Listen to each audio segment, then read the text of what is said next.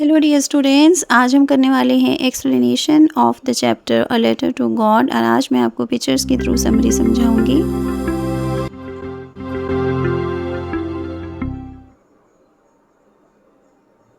एक छोटी पहाड़ी के सबसे ऊपर वाले पार्ट पर एक अकेला मकान था और उस मकान से खेत देखे जा सकते थे और रिवर भी देखी जा सकती थी।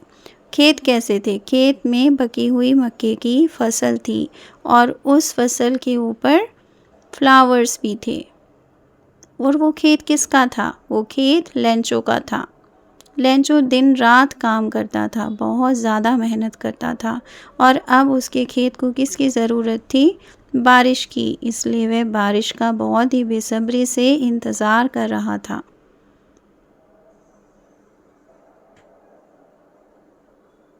उसने अपने पत्नी से कहा कि जल्दी ही हमें बारिश मिलने वाली है। उसे बहुत ज़्यादा उम्मीद थी इस बात की कि जल्दी ही बारिश हो जाएगी और उसकी पत्नी ने भी रज़ामंदी से कहा, हाँ, ईश्वर ने चाहा तो हमें जल्दी ही पानी मिलेगा, यानी बारिश हो जाएगी।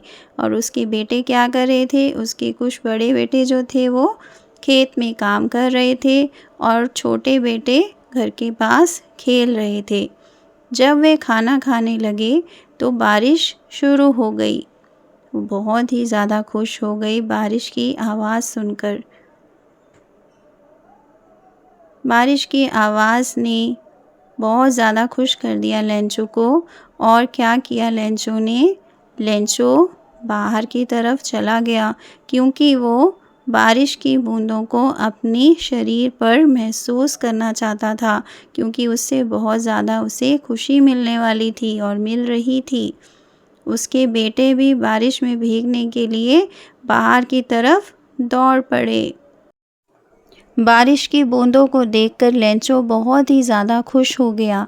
उसे लग रहा था जैसे बारिश की छोटी बूंदें 5 सेंट पीसेस की थी और बारिश की बड़ी बूंदें 10 सेंट पीसेस की थी। लेकिन अचानक से क्या हुआ? अचानक से बहुत ही ज़्यादा तेज़ हवा चलने लगी और उस बारिश ने तूफ़ान का रूप ले लिया।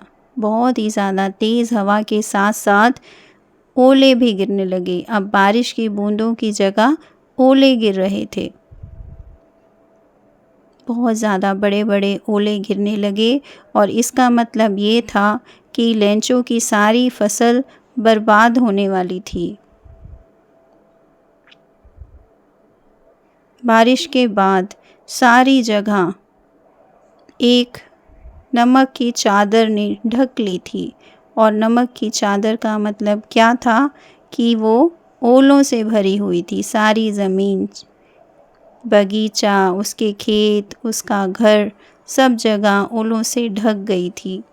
ये सब देखकर लेंचो बहुत ही ज़्यादा उदास हो गया, क्योंकि उसकी सारी मेहनत पर पानी फिर गया था।